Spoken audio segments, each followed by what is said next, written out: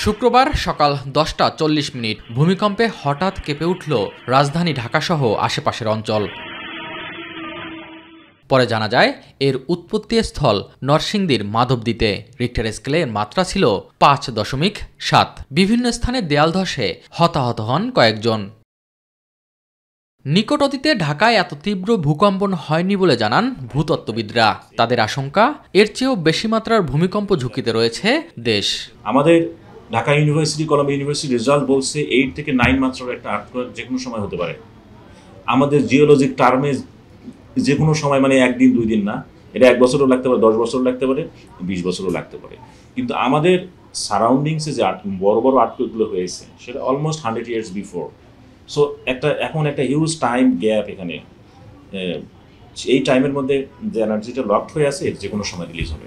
ঢাকা শহরের এই রকম শক ফিলিংয়ের একমাত্র কারণ হলো ঢাকার যে মাটিগুলা 65% এরিয়া হলো আর্টিফিশিয়াল আর্থ ফিলিং, যার ফলে শকটা বেশি অনুভূতি হয়েছে। আরেকটা হলো এইটা ছিল এপিসেন্টারটা ভেরি ক্লোজ ছিল। নগর পরিকল্পনাবিদরা জানান 7 কিংবা 8 মাত্রার ভূমিকম্প হলে ধ্বংসস্তূপে পরিণত হবে ঢাকা।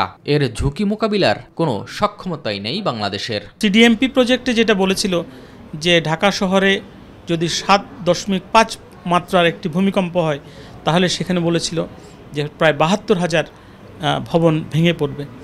একটি ভবন ভেঙে পড়লেই আমাদের মানে সেখানে দেখা যায় যে আমাদের কত দুর্বলতা।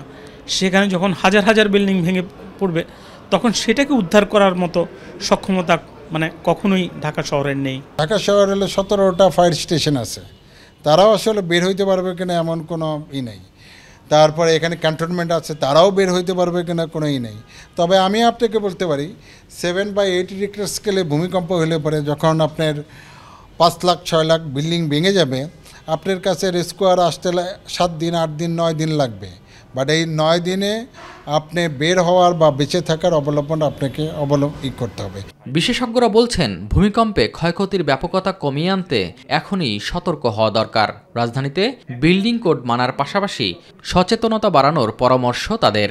দুর্বল বিল্ডিং যেগুলো আছে সেগুলোকে অ্যাসেসমেন্ট করা, কোন কোন বিল্ডিংগুলোকে রেট্রোফিট করা যায় কি না সেগুলোকে রেট্রোফিট করা, আর যেগুলো রেট্রোফিট করারও যোগ্য নাই সেগুলোকে ভেঙে নতুন বিল্ডিং তৈরি করা। এর বিকল্প কোনো আর ব্যবস্থা নাই। Most of the people Bangla মিডিয়ামে পড়াশোনা করে, আমি কিন্তু আর্ট সায়েন্স জানি না, ভূমিকম্প কি জানি না। সো এই স্কুল লেভেল থেকে যদি আমরা চালু করতে পারি এবং আর্টওয়ার্ক রিলেটেড ইস্যুসগুলো কমিউনিটি লেভেলে যদি আমরা ট্রান্সফার করতে পারি, ডিউরিং আর্টওয়ার্ক কী করতে হবে তাহলে তারা জানবে। SM আরিফ, মাই টিভি, ঢাকা। যদি আর একটা লেভেল হায়ার